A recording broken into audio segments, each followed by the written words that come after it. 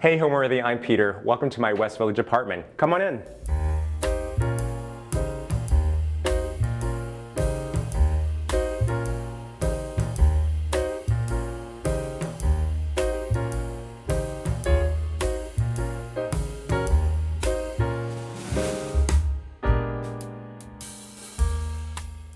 You're watching Homeworthy, where we believe every home has a story. Hi, I'm Peter Som. I'm a cookbook author, lifestyle expert, and fashion designer, and you're in my apartment in New York City's West Village. So I've lived in this apartment for almost 30 years. I moved in 1996, and it was a one-bedroom apartment. And about 10 years later, I combined apartments with the studio next door. So now I have I guess technically a two-bedroom, two-bath. And it's my happy place. It's really full of everything I love, and it is my sanctuary. I'm originally from the Bay Area, and so I came back east for college. I went to a liberal arts college up in Connecticut, and I always had dreams of being a fashion designer. And so after college, I moved down to the city and went to Parsons, and then started my line. And so I think, especially back then, for the USA, New York, for fashion was the place to be. So it was always my big dream as a kid growing up in San Francisco to come to New York City.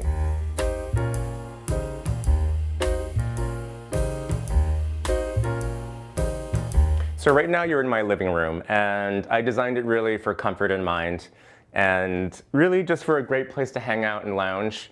And everything is really anchored by this big custom sofa I have here. It's super comfortable and with clean lines, and I really wanted something classic and simple because a couch is a huge investment, and it's not something you want to switch out a lot. Above it is Raymond Pettibon print. I love his work. His signature kind of surfing wave prints here with the text underneath is something I really love. And for me, like pillows, blankets, anything you can just, crash on here and like a curl up and read is what I love. And then next to the couch, I got this table in the North Fork at a store called Beal & Bell. They sell all these antiques, and I think it might be an old like doctor's dentist table because it has this sort of great iron like cantilever thing here. And on top of the table on the side here is another, this sort of looks like Swiss cheese actually, right? It's by Facto Paris, and I really put a simple drum shade on top, again just sort of clean lines and then the mix of the wood. And I have these little John Darien plates. There was a period of years where I would give all my friends these John Darien plates with their initials, and so these are, I have obviously a PS, and I also have little Lego here. I don't know, I grew up loving Legos, and it's funny, whenever friends sit here, they always sort of rearrange the little Lego guy and rearrange the little cart, so it's, sort of sits there and hangs out. And then under there, just for extra seating and a little perching, is a Charlotte Perriand stool. And I have tons of books in the apartment, so everywhere you will see books. So I have books stashed under there, and more books everywhere. The coffee table right here, I actually got this base at the store that used to be down the street. It's very brutalist, kind of Paul Evans-y, and I got some glass cut for the top. And for me, in an apartment in New York City, having sort of a clear coffee table kind of, opens up the space and makes things feel much more spacious. And on top of it, my biggest trick for flower arranging is bud vases, because I'm not the best flower arranger, but if you get a few bud vases and just play with heights and colors, you can get something looking really nice. And I always like a little display here of some of my favorite books, just arranged in a nice way. Green, red, some blue, kind of really a nice color scheme that's sort of just restful to the eye. And in the corner here, I have a Miguel Mila lamp that I also got at Beal & Bell in the North Fork. And I just love sort of the play of the wood and this cantilevered kind of shade here. And then part of the design actually is this big heavy cord that comes straight down from the light socket. And in the corner here, I have a bunny. A friend gave it to me. I think it's actually from John Darien, and he gave it to me for Easter he showed up with it, and I actually have kept it out all year because I just sort of think it's kind of funny and adorable. So I live in the West Village, and I've lived here for a really long time, and in this apartment actually. And one of my favorite things is these 3 windows which just frame this street in the West Village. You get to see, you know, the brick across the way, this beautiful old buildings. You get to see kind of the scene down on the street, and I'm on a low enough floor where I can actually look out and see what people are wearing, so I know what to wear depending on the weather. You know, who am I? Am I that person or am I that person? Of course, right now it's freezing outside, so everyone's bundled up. But yeah, these windows bring in so much light, and you know, I love them. So in this side of the living room, we have this Gooby lamp that I actually just got. I'd sort of been looking at it for a long time, and I thought this is the perfect place for it. I love the wicker, the mix of the wicker and the little brass dome on top. You know, if I were more crafty, I would sort of brush it and age it a bit, but I'm not, so I'm just gonna let it do its thing. And I have a few plants here. I never used to be a big plant person, but once I found a little success with one, I started with the rest of them.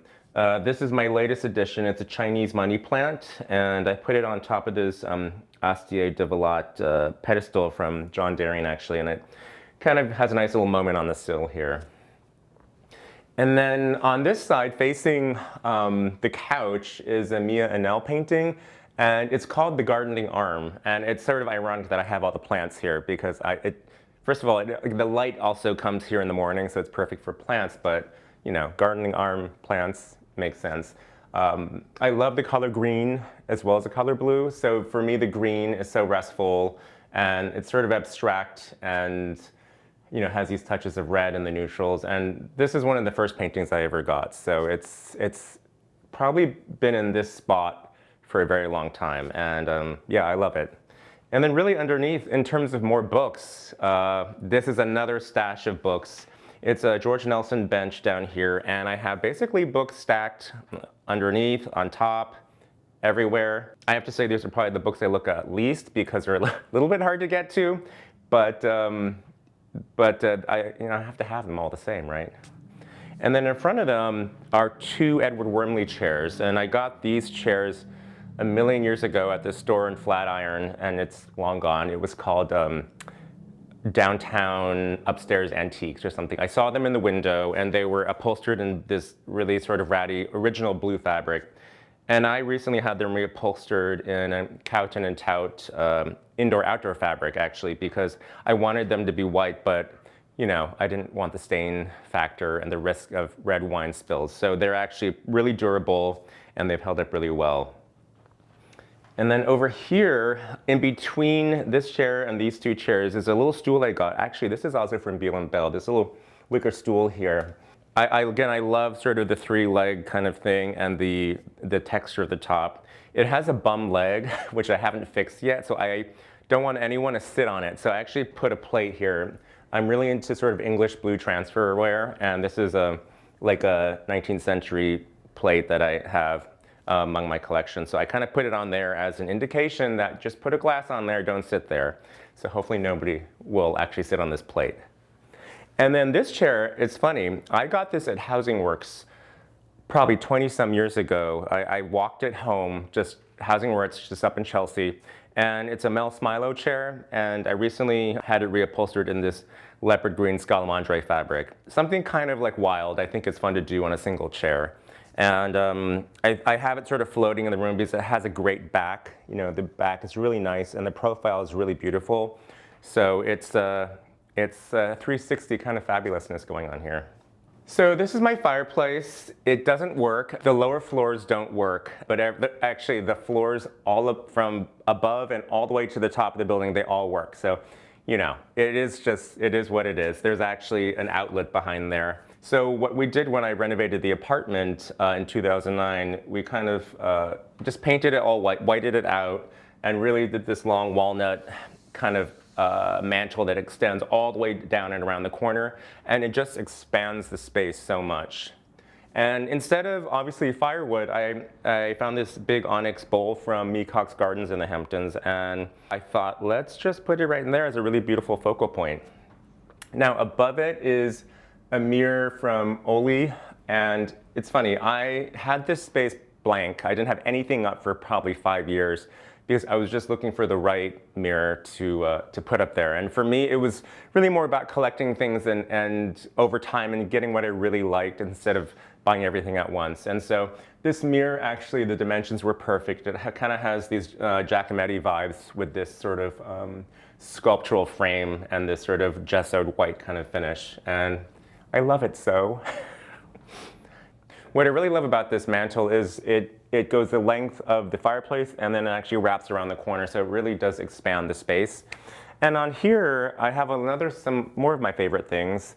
This is a painting by Walter Uss, and he was a Hamptons-based painter, and I got this at an auction or a charity auction, and I just love the moodiness and the vibe, and it feels very sort of like that sort of just before sunset kind of feeling.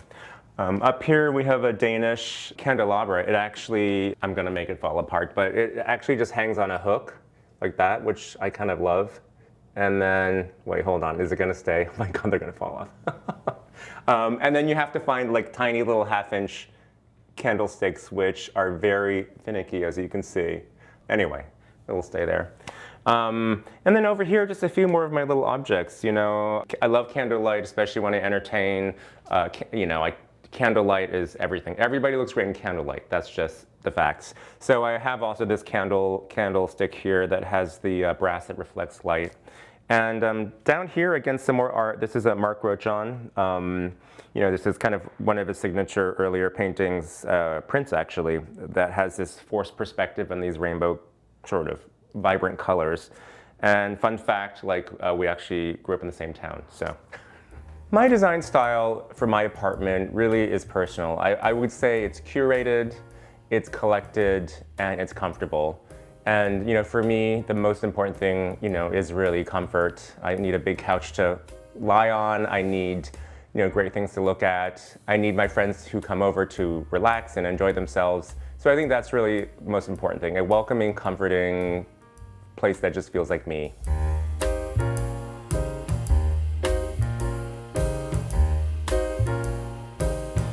And then here we are in the dining area. So again, the dining area is open to the living room, and behind me you can see the kitchen island. This is a rosewood table by Alain Michel from the 50s. And around it are these broiler chairs that I actually got in the Hamptons for 6 of them for probably like $120, like 20 years ago, at this sort of junk shop in East Hampton that's now a SoulCycle. So that just tells you all you need to know. But anyway, they're kind of falling apart. You can see the leather is a little crunchy. They're kind of the strange nude color, but they're really comfortable and I love them. And when I'm not having a dinner party, I always sort of like to have a tray here, especially when you walk in. This is kind of what you see when you walk into the apartment. So this is a cerused oak tray, which I kind of rotate in and out. Right now I have this really gorgeous mercury glass vessel here. And then this is a vase by my friend Doris, who runs Lost Quarry. She's an amazing ceramicist, so I have some flowers in there. And then, I always have, since this table is rosewood and all fancy, I have my coasters here, which are all little Asian ladies.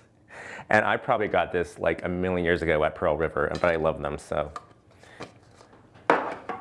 And in the corner here, again, more books. So, this just is a wall of books, mostly cookbooks here. As you can see, I'm kind of a cookbook addict. And of course, I have my cookbook, Family Style, in there because it's now the latest and most exciting addition to the bookshelf. So this bookshelf has gone through many iterations, and right now it's very cookbooky, but I was running out of space in the kitchen, so I actually moved my liquor cabinet out to this space here. So it looks like I have a lot, and I kind of do. Especially when I entertain, a lot of people bring things, and so I have a big collection of things here. So if anyone needs a drink, this is where they go. This painting there is a picture of my grandma and grandpa from the 1920s. This was their engagement picture. And I kind of love it because, she has kind of bobbed hair and he's looking very dapper. So it's up there. They're kind of like my guardian angels. And it's just something like if you don't know they're there, to look there, you wouldn't know. But for me, they're always looking over me. Again, funny little objects. I do somehow have amassed a collection of little animals. There are plenty more in this cabinet here, but these few have made it out. And then these figurines are actually from my grandmother's collection. They're just little Chinese figurines. So I do love a little figurative or sort of, animal-like situation here. So that kind of rotates out as well. And now it's funny, in this corner, it can get really dark in this corner because again, the light is, all the way over there in the living room. So I installed these Charlotte Perignon sconces, 3 of them in a row. So it really does cast a nice glow here. Now this cabinet is a Tommy Parzinger secretary, so that means this shelf actually flips down. You can write your letters there. I don't do that. So this has really become just a huge storage for space for dishes and everything like that. I really love it. It was kind of the first big piece of furniture I got that was literally big. It's got this black leather on top and then this gold leaf around here. And then the bottom part is, I believe it's walnut, and these shelves are super deep, so they're just filled with, stuff. It's just lots of stuff. Storage in apartment living is always the #1 thing. And then above, I just have a collection of vases that I use for flowers and things, and I kind of kept all the clear ones up here because again, it sort of gives a nice curated kind of moment on top of the secretary. So it's a great little thing to have, add some height as well to the room. So on this side of the secretary, we have this pair of works by Ajit Chauhan, and I really love these. I got these at Art Basel many years ago. They're actually album covers, from the '80s hair bands, and he basically painted over everything but the hair. So I kind of love, this sort of abstraction and of sort of what, back in the '80s was probably something we all had. I mean, this one even has a price tag on it, so that's kind of cool. And then this chair underneath it, I got it at 1818 Collective in the Hamptons in Sag Harbor. Again, I love the curvilinear lines, again, the sort of Royer kind of vibes. And it's always great to have an extra chair to pull up for company and that kind of stuff. So I started writing my cookbook, Family Style, about almost 3.5 years ago, a little bit longer. It started really before the pandemic, and then that put a sort of a hold on things. But the inspiration for the cookbook really is my family, specifically my grandmother and my mom. And I really wanted to honor the traditions I grew up with, the Cantonese flavors I grew up with, as well as the flavors I grew up eating, living in the Bay Area. The Bay Area, it's so much about local fresh produce. Chez Panisse is sort of the birthplace of what we call kind of seasonal local cuisine. So for me, all of those things came together in this cookbook. And then from here, from the dining room, we have the kitchen right here. So let's go in there.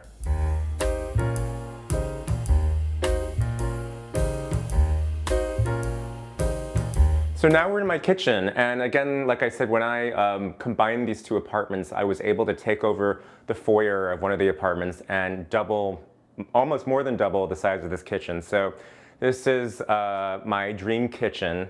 I knew I wanted Carrera countertops because I love the honed sort of finish we have here. And there are definitely stains and little knickknacks and, let's just say character on here, but I actually kind of love all of it. The cabinets are cerused oak. Again, I love just sort of this sort of pale warm gray, but everything else we kept really simple. The backsplash is stainless steel, which really does reflect light and bounces light off of it because we are sort of in the far back of the apartment. We do have this one window behind, but it doesn't get tons of light. So I have a bunch of cutting boards here, and we have these little pigs. I feel like a lot of kids, when in shop, like back in the day, you carve a little pig. I didn't do these. I wish I could say I did. I found these upstate, and I found one, and then a year later I found the other. So I felt like it was meant to be. And there are a few more cutting boards. Actually, this is a great cutting board by Bowen Liu, who is a furniture designer and does really gorgeous stuff. And this is, I love this sort of leather pull here and this brass detail. So yeah, these cutting boards sort of hang out here, and they do bring warmth to the space. And I kind of have positioned all the round ones in a nice little assemblage here, as it were, and then sort of the rectangular ones here. This is my sink. I actually, it's funny, when I renovated my kitchen, I knew I wanted to get the Dornbracht Tara set of, you know, faucet and tap because they're really a classic, and I love the clean lines. My parents are both architects, so I feel like I appreciate a clean line and something that's classic as well. And, you know, nothing like a big sink. A big stainless steel sink which is indestructible, especially when you're cooking a lot, especially for my cookbook. I tested all my recipes in here. And actually, when I was testing, I actually had one of those gel mats on the floor, those rugs, because I was standing so much in here. But I since replaced it, and I found this rug on Quince, actually. So again, a mix of high and low and that kind of stuff, because I think obviously you can find good design anywhere. So above me, you have these two stainless steel shelves, and which are open, and these are all my go-to everyday dishes. You know, these plates, these bowls. I do like, as you can see, white or light colored dishes because for me, they show off the food better. But as you can see, there are so many shades we have here. We have, like, you know, the creams, we have like pale whites, we have sort of classic, you know, classic whites. But yeah, these are the dishes I turn to every day. These are, you know, little salt things here, little salt dishes. You know, whenever I have dinner parties, I always love to have a little like flaky sea salt on the table. These are more little cups by Lost Quarry, which I love. And I do love things on a pedestal. So I do have a bunch of like bowls and cake stands and things on pedestals. Again, sort of any way to bring height to the visual is always nice. And this fruit thing up here, I actually found it in Provincetown. It's in Italian. I think it's called a fruitier. I should actually look it up. Anyway, it serves no practical purpose, but just to look like a pile of ceramic fruit. But I brought it back from Provincetown on the ferry and the train. And so yeah, I feel like I earned the right to have it up here because that was a long journey with it. So it's funny about a kitchen, everyone always ends up in the kitchen. Whenever I have parties, you know, I have this whole living area, but people always cluster right along the side of the island, and people just gather in here. And when you're trying to do cooking and stuff like that, it can be a little bit like dodgeball, but you know, I wouldn't have it any other way. When you're renovating in an old apartment, you come across all these constraints based on, you know, pipes and everything like that. And being on a lower floor, there are actually more pipes as you come down. So this was actually something we had to put in this sort of thin wall because there's all these conduits that go all the way up to the other apartments. So you know, we ended up kind of dividing it up, and it's this little appliance section here, and a kind of a division of space. So you know, I kind of like it now. So this is my island, and this is really kind of what anchors the entire kitchen. And I am a messy cook, I admit it fully. So I really didn't want to have an island that just was flat all the way to the living dining area, because the last thing I wanted was people to sit down at dinner and look at this crazy mess in here. So there's a bit of a sort of a higher level here. And this is a walnut slab that my architect and I found and had it installed on top. And this is where my stove is. When I'm in the kitchen, especially testing my cookbook, this is where I lived. I don't have an overhead vent. I have one of these great, you know, vents that come out of the counter, this thermidor here. So, you know, it does the job. So on my stove, I always actually have this one Le Creuset Dutch oven here. This is actually the first sort of fancy piece of cookery that I bought when I first moved to New York City after college. So it's well worn and well used, but it sort of has this place of honor on here because I've cooked many a bad meal in this Dutch oven when I first moved to the city, and my cooking skills were not so on point. But you know, now they're much better. So on this side of my countertop, I'm left-handed, so I have all the spices that I use all the time on my left side, so I can grab them with my dominant hand. You know, so in here, this little marble tray, I have, you know, my little my kosher salt in this gorgeous little salt cellar from Material Kitchen. And I have my olive oil, my pepper grinder, and then I have my spices that I have developed with burlap and barrel. So they're always there, my 3 spices. This is my favorite. It's called Bird's the Word, and it is a poultry seasoning spice, but you can use it for almost anything you cook with. And then I love a big cutting board. There's nothing I hate more than tiny, tiny cutting boards because I need space. And so on either side, I actually have these cutting boards never leave. They are booze cutting boards. They are generous in size, and they are perfect for chopping anything you need. And of course, I do have a lot of my cooking tools up here. And I saw Ina Garden divided hers up between wood and metal, so I did the same. And I don't really know why, but it does make me feel organized. Cutting board maintenance is paramount because you don't want a dry cutting board. It will start splitting on you. The cracks will then get food in there. It'll be gross. So I regularly, probably every other week, I oil my cutting boards with board oil. You can get neutral oil. Also, Booz sells oil, and they also sell a conditioning cream. So once you buy that set, it's just so satisfying to rub it on, let it sit overnight, wake up in the morning, wipe it off. And then what you really want with a cutting board, you do want a little bit of a suede kind of feel to it. That way you know the cutting board has some moisture in there, and it's much easier to cut on. So, if you treat your cutting boards well, they will last a very long time. So the lights above the island are these 1950s Italian lights, which are gorgeous, this sort of really beautiful vintage feel.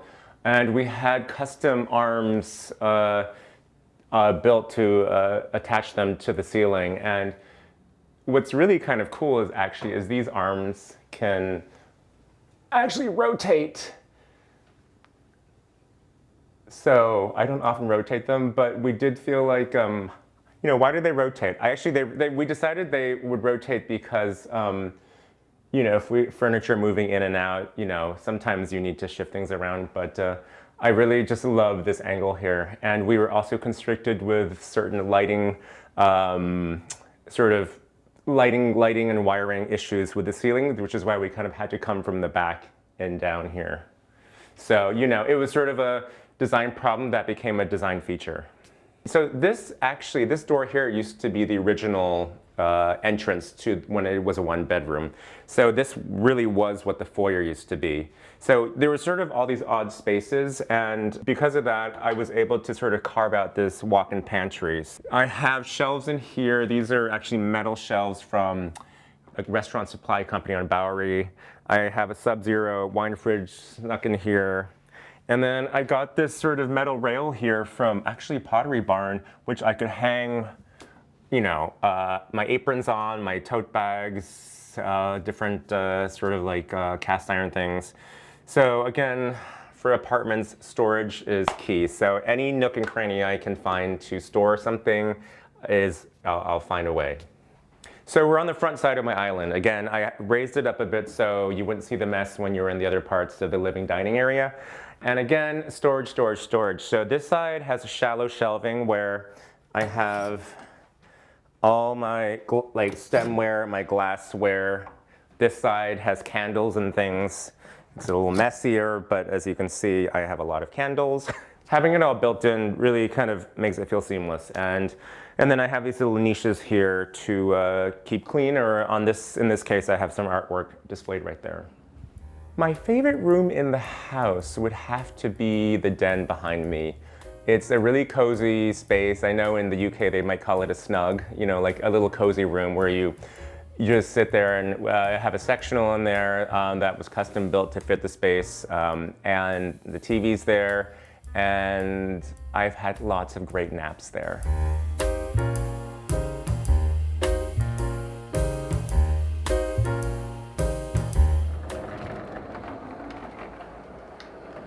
So we're in my den, and as you can see, we installed this sliding door here to divide the space. Again, wanting to have light in every room, we kept this a frosted glass, so it still has privacy, but it also lets the light in. And yeah, this room is actually one of my favorite spaces. So behind me, again, more books. This is again, we're in the West Village, so there's lots of funny angles to these buildings. So this is actually this funny angled wall here. And what we ended up doing was doing built-in bookshelves just to display more books. And these are more fashion design books. I'm not somebody who can color code books by their spine colors. It's not my thing. I don't have it in me. So these bookshelves, again, hold a lot of objects that I've collected over the years. These figurines, this guy here and even this like bookend are for my grandmother. And this painting, actually, I was just recently in Morocco with two friends, and we found there was this artist who painted us, to sort of commemorate the trip. So that's me in the middle. I think we have all aged about 100 years, but but it's a great thing to have. It's a funny memory. On this side, again, this was the very narrow side of the bookshelf where we could just sort of fit just enough, but you know what, it still holds a lot of books. But over here in the corner, I actually have these paintings I bought in Provincetown. They're called mudheads, and they traditionally were what students used to study form and color. And because Provincetown is long known as a place for artists to go there and paint and be, inspired by the light and the nature and all that kind of stuff. So I've framed a few of them because I just love the form and the colors there, and they remind me of Provincetown, which I love. And then I have a few more on the floor here, which I haven't done anything with yet. This one is actually double-sided, so if you tell me how to frame that, I have no idea. So in front of my bookshelf, we have this 1940s French desk, which I found. A friend took me to one of these sort of antique shows at one of the piers, and I started to want to go. I was like, whatever. But then I saw this desk and I loved how aged it felt, and all the patina it had, this sort of leather top. It was just really a gorgeous piece, and I thought, well, you know what, I need to have it. So on top of here we have a Tizio lamp, again a real design classic. I have a bunch of books that I love. This is actually a paper mache bowl by this artist Linda Miller. She works a lot, mostly in paper actually. But I just kind of love it. It looks like an ancient artifact, but it's actually light, and it's probably not food safe, so we won't try that. But it's a really beautiful object, and I kind of love the texture of it and everything. And then over here, actually, this is my grandmother's mahjong set. I don't actually know how to play a mahjong, but she was an avid mahjong player. And this is the set she carried around for her weekly mahjong games. So here it is. If somebody wants to teach me, please. And actually, my favorite part is that it's obviously a bit worn out, and she's taped it along the top edge, and you can see her address on here. And so it's my grandmother actually has been gone 20 years, so this is sort of a nice little keepsake I have of hers. And on the wall, again, I have more art. This is by Francis Ryder. They're known for their almost sort of paint by numbers inspired artwork. And I just love the crisp graphic lines of this. And I think against, this sort of almost pop art sort of sensibility against this desk, for me, it's all about that fun contrast. And then up top is a picture of me. So this was a photograph when I was the creative director at Bill Blass. It was shot for Vogue by Norman Jean Roy. So it's me and Leah Cabede and a bunch of cool, amazing kids who are from a tap dance school. And this was shot at this gorgeous mansion out on Long Island. And she's wearing one of my dresses I designed for Bill Blass. So it's, it's sort of nice to sort of, commemorate and acknowledge sort of, these kind of achievements. So it hangs there so I can stare at myself. And then next to it are two paintings. I have a few more, but these are by Anthony Goyclea. This is a series where he sort of pretends he's a prep school boy, a prep school student. And so, these are two photographs from him. And then over here is a Glenn Ligon print, a friend of mine, also an amazing artist.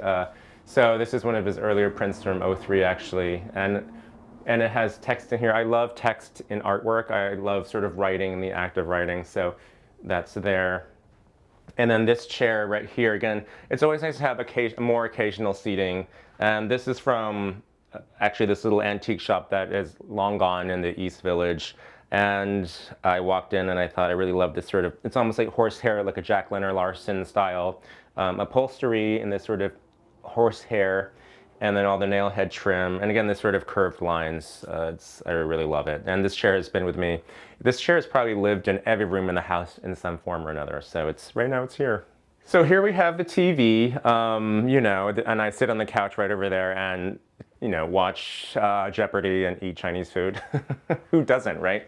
And then above it is an artwork by Kojo Griffin, and this is a work on paper. He does all these figurative, interesting, abstract works. And what I love here is you can see almost the figure of somebody who has sort of been erased. So there's sort of a narrative here that is kind of really interesting. So that's above the TV, and then below the TV is another picture of me. This is by Arthur Elgort. So this was shot for Vogue when I was one of the finalists for the CFDA Vogue Fashion Fund. He shot each one of the finalists. So this was actually not the original intended picture. We were previously all posed together in kind of a more of a tableau situation. But this is when the shot was done, we were all getting off of our chairs and our platforms and just being normal. And he shot this picture, and this was the one that ran in Vogue. So in the corner is another picture of me. This is really getting weird. So this is my friend. My friend is an artist and you know, amateur budding artist. And he started drawing portraits of all of his friends. And you know, I've never had a portrait painted of me, but he surprised me with it one day. He painted this based on a picture of me that he found. So I have it here in the corner. And then in front of it, again, is a little Chinese, you know, vessel and pedestal that was my grandmother's. So again, you know, I always love sort of the mix of, you know, the old and the new, and the sort of the contrast of color and texture and form. By the window here, and you know, again, along the back we have the radiator AC cover, so which makes a great place to sort of display things. And we have two matching lights here, and I loved these lights because the bases are basically hollow, so you're still letting in light through the bars here, so it doesn't really obstruct the view, but it still provides light. And then in the middle is a sculpture by Jouret. Again, sort of this curvilinear, beautiful sculpture with all this movement. I think it spins, or maybe it doesn't. Okay, it feels like it should spin. It looks like it's spinning. But so, you know, this is sort of what frames the same view out into the West Village as the living room. And then here is the couch. I'm just gonna sit down because this is where I nap all the time. This was a custom couch because this was a very specific dimension that I had to have because of the constraints of the room. And again, apartment living, you sort of have to make sure you get exactly what you need because there are always going to be some limitations. So this is made out of a linen velvet, and I really loved this sort of milk chocolate color. It was, again, trying to find a nice neutral that is going to last a long time, that I won't get sick of. Always a good thing. And actually, this side here is a fold-out double bed. So when I have guests, the bed folds out. I have found that the mattress is so uncomfortable that a lot of times if it's one person, they will sleep on this side because it is actually much more comfortable. And I know this because I've taken many naps here. So, you know, that's kind of what happens here. And then really on either side, I have blankets. So I have like this, you know, sort of this great Hermes blanket on one side here, you know, to get cozy with. On this side, I have a blanket by Marina Moscone, who's a fashion designer and actually my old creative director, but she has a clothing line and also does interiors too, interior furnishings as well. So this is a beautiful thing here. And then in front, this is really where all the Chinese food happens, or the sushi. It is, again, it's technically a bench, but I use it as a coffee table. It's this woven leather coffee table from Me Cox Gardens I got in the Hamptons years ago. What I love about it is it's this really rustic woven leather. I mean, listen, there's been so much soy sauce spilled on this thing, but I actually feel like it adds to the patina. So you know, and I'm all about. I love furniture, and I love pieces that have character and tell a story, and you know, are unique. So this is a great piece. It adds a lot of texture to the room, and I should also mention throughout the apartment, I use a gray wool sisal for the floor. Again, sisal is, especially wool sisal, is super durable. and the gray, sort of, this apartment faces northeast, so it sort of gets a cool light in a way, and I really love the idea of sort of just this neutral, clean floor covering throughout. So this apartment's really laid out in a very simple way. This is a large space right here. You're in the living room with a dining area right next to it, and behind that's the kitchen, an open kitchen. And then to one side is my primary bedroom, and then behind me is a secondary bedroom, but I really use it as a den and a library.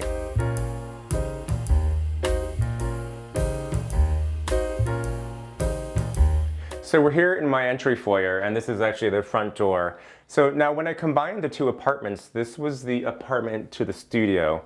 And this is sort of the connection point. There were two closets from either apartment that abutted each other. So we kind of blasted through and created this long hallway. So I really filled it with a lot of artwork because for me, coming into this intimate space, it doesn't get a lot of light. And I wanted it to sort of have a gallery wall. So a lot of this is art that I've collected over the years. Like this is a Gary Simmons work. He's a friend, he gave this to me. And I love his sort of charcoal sort of movement here. This is another work by Kojo Griffin. I have one of his works actually also in the den. This is Andrew Kuo work on paper. Again, this series of work, it's all about these fine, like I don't know how he does it, but these like cut paper kind of details. This is another Mark Rochon print. And the best one of all, this is my mother's photograph. She's a avid amateur photographer, and this is one of her photographs. So it's always nice. It's nice to have something personal within everything. So yeah, these are a lot of great pieces. Oh, actually, this one. So this, I completely forget who this is by, which I feel terrible, but I love, as parents who are architects, I grew up with blueprints. So this essentially is a blueprint of the Frugal Repast by Picasso. So it's a famous painting of his, and this artist, whoever he is or she is or whatever. Anyway, okay. So this artist basically did essentially a top-down blueprint view of that artwork. So normally it'll be two people sitting at a table with things on the table. So I just kind of love this blueprint kind of feel, and especially parents being architects, I love that idea. So on this side is a painting. I actually had this wall blank for a very long time. I kind of wanted just something sometimes you just need a little space for the eye to rest. But I actually got this painting because I loved it. It's by Brooks Burns. And it's just really these curvilinear shapes. It's sort of this split down the middle. It's still kind of open and keeps the place open and airy, but it's nice to just also have something here as well. When people come into my apartment, I really want them to feel at home. I want them to feel welcomed. And I think sort of coming in to see all this gallery wall, there's something really, I would say, maybe cozy is not the right word, but I think sort of personal. Like I want them to feel like they're walking into a home that reflects me and a place that they're welcome at. So I just upgraded my light switches, and these are sort of gorgeous old school style light switches, and these are actually by Residence Supply. And I am enthralled with them. They have the exposed screws and this nice little lid dimming detail. Oops, I just dimmed the lights. But sort of these touches that also nod to the pre-war nature of this building. For me, there are lots of similarities between designing clothing and cooking. For me, that approach is actually quite similar. They say you eat with your eyes, right? It's the same way I design a dress. You want something to look great. But not only does it have to look great, it has to either taste good or the garment has to fit well. And so that's the basis for everything I do. And like my clothing that I design, I really want these recipes to be recipes you'll make again and again. Just like there's that perfect sweater that you always want to wear every day, but you can't. So for me, it's really about bringing that everyday magic into what you eat and what you wear.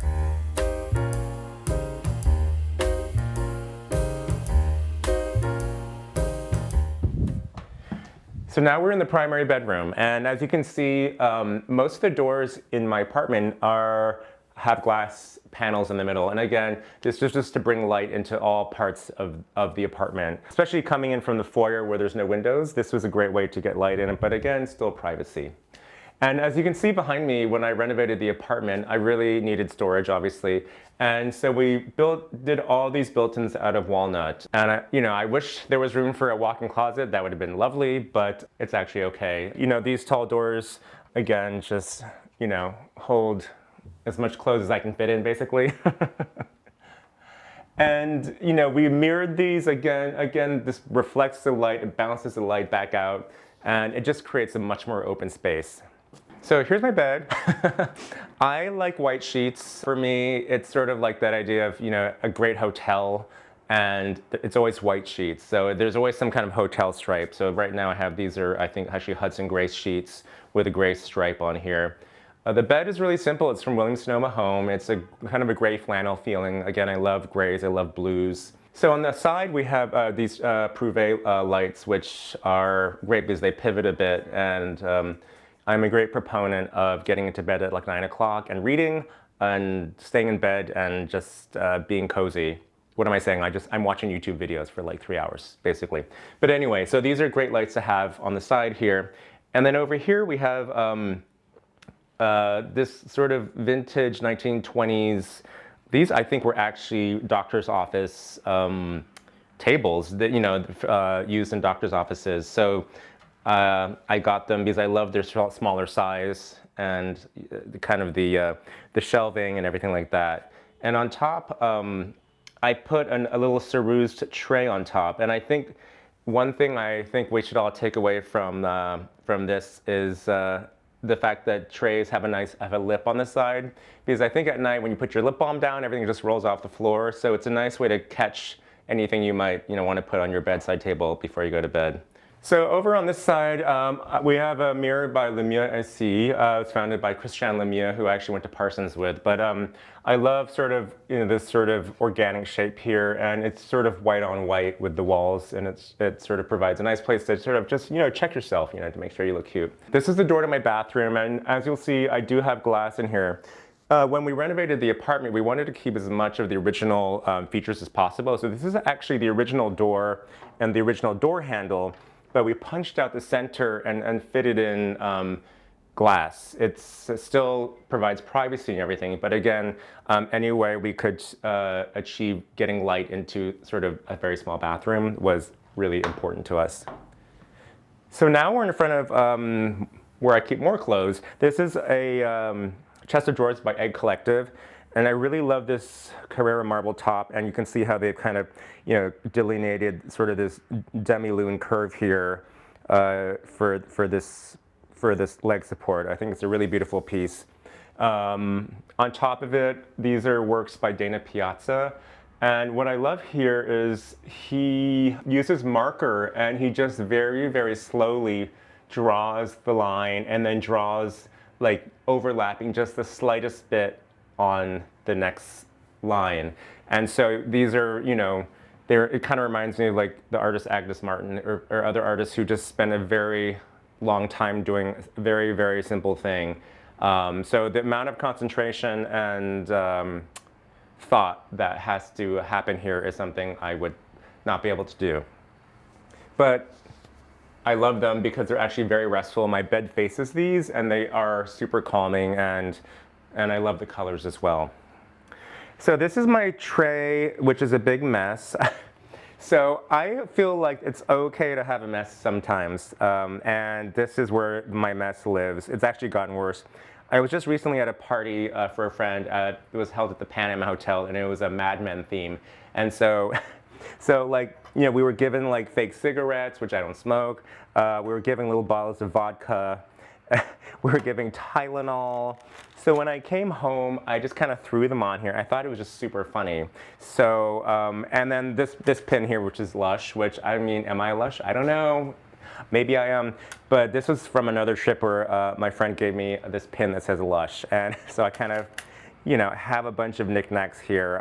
It sometimes gets cleaner, sometimes doesn't. Like I have a screwdriver here. Like, I don't know why. But But sometimes I feel like it's okay to have a bit of a jumble as long as it's contained. I do have it contained in this, this sort of stainless steel tray here.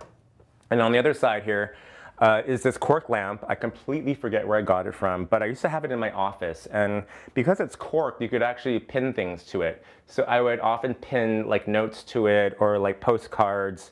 But again, I love the texture and the contrast of the cork to the marble. And then behind it, you have these sort of really smooth, kind of like serene lines from the artwork. So this is a favorite lamp of mine. So next to my chest of drawers, I always feel like I'm running out of storage for clothing. And so a good solution really is to get a really big structured tote bag. And I just have all the bulky sweaters in here. But it kind of looks nice because it feels like you're going on a cool weekend trip, but even if you're not. So that's a way I combat storage issues. So we're on the other side of my bed now. And actually, as you'll see, I have nothing above my bed. And growing up in California, in the Bay Area, where earthquakes happen, we were taught to never put anything, hang anything over your bed. So it's still something that, for me to this day, like is just ingrained in me. I have nothing above my bed. But you know what? I feel like when I'm sleeping here, it just needs to be room for all my dreams and my inner deepest thoughts. So it's a blank space here. And on this side, it's funny, this used to be sort of a dead corner. I had the small little side table here, but it felt like there was all this room. So I just really recently figured out that I needed more storage because that's just what we need as New Yorkers. So I found this, this is actually Williams-Sonoma home. I just found something that was the right dimensions because I kind of was very specific about, kind of what I wanted to fit in here. It has a little drawer. It's actually a desk. I'll probably never sit here and write a book, but it's okay. But underneath it, I found this, I needed more clothes storage. So this is actually a chest from Pottery Barn Teen. So go dorm room living or go go PB teen. So this is actually a Pottery Barn Teen, but I was able to get it in these black and the navy. So it's sort of very discreet. I mean, I think I originally wanted it like a Vuitton trunk or some cool vintage trunk, but I thought putting like clothes in for long periods of time in a vintage trunk may just not be great. So I got a nice new Pottery Barn Teen trunk. And then, of course, more book storage underneath there. Now on top, I have the other Prouvé sconce here. And this is a Gregory Van Pelt lamp. And he's a lighting, I think he just does lighting. But he's really famous for his lamps that these are stacked cardboard. And I was able to find one that had the actual shade, the original shade, which, originally I was just going to take the shade off and put on just a really plain shade. But I actually really love how it brings some height and visual interest to this corner. And then on the wall here, this is a Jose Davila artwork piece. It's part of an entire series. I have about 8 or 9 of them, and it's called Places to Go Before You Die. And what he's done is he's cut out the actual monument. So this is the Sydney Opera House, and he cuts out the actual monument. And so he plays with the idea of context and like clues and kind of, what things really are when they're not there. And so I love this piece, and I have the rest in storage because they are inkjet, and I'm afraid that they're going to start fading a lot. And then up on the wall here, this is a photograph by Arthur Elgort of Lisa Taylor, who's a famous model in the 80s. And I got this at a charity auction. And again, I just love, the sweep of her hair. It's just that sort of like, sort of 80s kind of like glamour in a way. This is an artwork down here. I have a lot of artwork that sort of leans against the walls because I feel like I don't have enough walls, and sometimes I don't want to put a nail on the wall, so it's okay to just lean things against the wall. So this is a piece of art by Jonathan Borofsky, and it's all text, and it basically almost reads like his therapy journal, which I think is kind of cool. So another piece I have leaning against the wall is a piece of artwork by my friend Hanouk. And this whole series, he does these very sort of fine, delicate pencil lines and then adds these painted, almost leaf forms in there. And I find this super lyrical and kind of calming, actually. And next to it, it's funny because the base of this pedestal actually really looks a lot like this artwork. I just noticed that, and that's kind of cool. So this is an early American, or like an early 20th century twig-based pedestal that I got at Lauren Copeland Antiques in the Hamptons, and it was sort of one of the first, like, you know, antique pieces I ever bought. And I kind of love it because it's so organic, and on top of it I have this is a Chinese money tree, and I actually used this tree when I shot my cookbook. It's in one of the pictures. So I brought it home and repotted it, and it seems to be doing okay, despite being right next to the radiator, which I don't know is the best thing. But again, I love having this sort of plant right here in the middle of everything. Next to this little pedestal table, I have a little chair by Sarah Sherman Samuel, and I love the curvilinear lines here. It's a very kind of graphic shape. And on top of it, I have a great blanket by Graf Lands, which is a company out of LA. They do amazing blankets and other sort of tabletop too as well. So yeah. Between designing and writing a cookbook, I don't, you know, each one is difficult and in their own way. You know, fashion is, you know, especially when I was doing runway collections, it's 4 seasons a year. You're really designing and cranking out product, and it is a consistent feeling of what's next, and keeping on moving. Whereas this cookbook, you know, the process of writing it, you know, getting all the photos done and everything, you know, that takes like 2.5 years. It's a slow burn, and so this is probably the longest project I've ever have done. And, you know, and I have to say, when I finally held it in my hands, it was this surreal moment because I'd spent so long on it, and I couldn't be happier. So yeah, they're both have their own challenges, but they both have their own rewards too.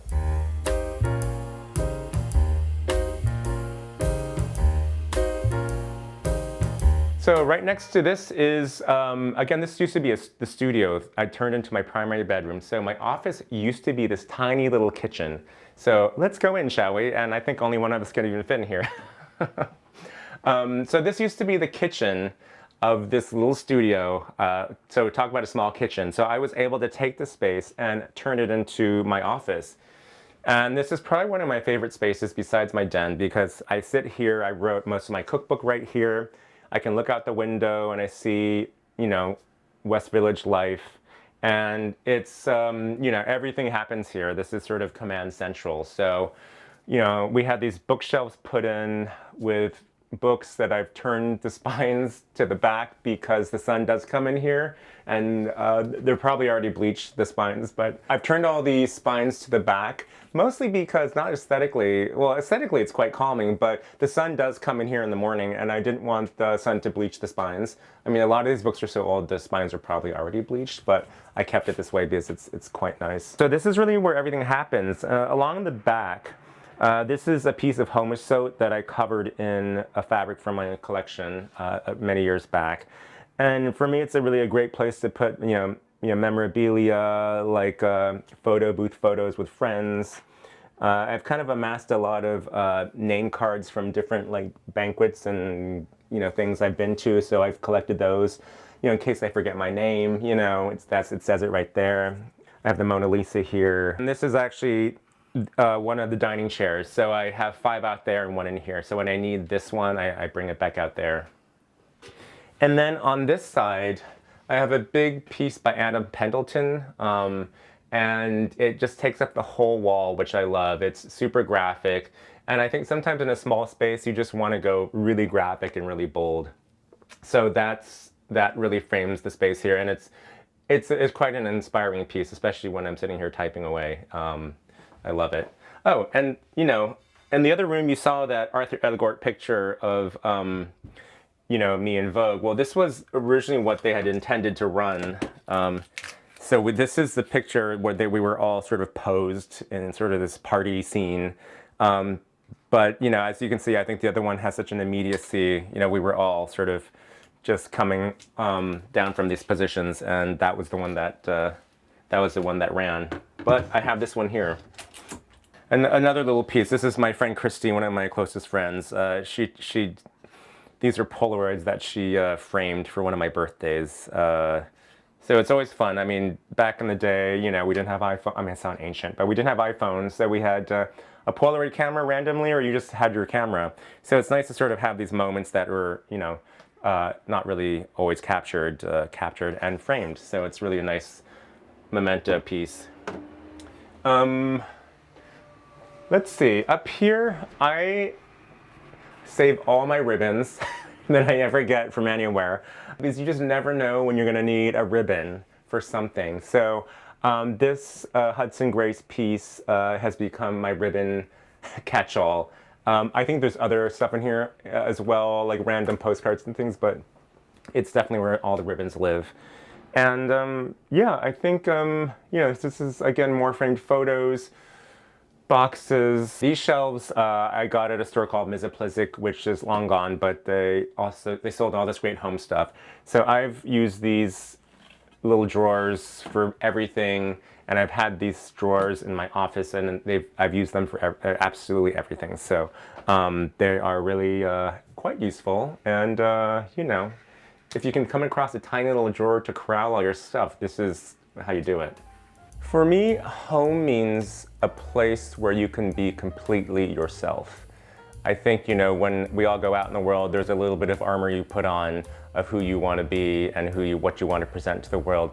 But when I come through my front door, I can shed all that and just be exactly who I am. And I think that is the joy of home.